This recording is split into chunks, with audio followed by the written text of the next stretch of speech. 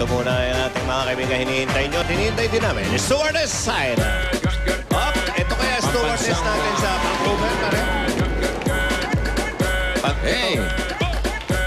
Uy! Ha? Ah, There's a clue. yeah, this is a May clue. clue. Ang clue niya po, mga kaibigan, ay isang... Nakalagay sa... Sachet. Sa isang Sachet sachet. ba? Sachet. Alam ko sachet. Oh. Okay. Ah. Huwag mo kong gugulatin. Masasabi ko yan. Okay. Ang laman po ng sachet ay parang sauce ng Sauce? lumpia na hindi ko maintindihan. Para saan ang sauce? Kasi I prepared siopaw and lumpiang toge. Eh, Oh, ayun. the siopaw. Mhm. Oh, Is your siopaw?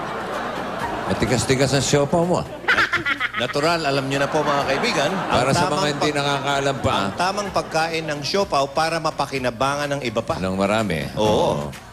Pandalawang tao po ito sa akin at doon sa taong makakatanggap nito. Simple lang po. Ito lang po. Tatanggalin niyo po Narinig yung po mga maigi. takip sa Tanggal ilalim. ang papel.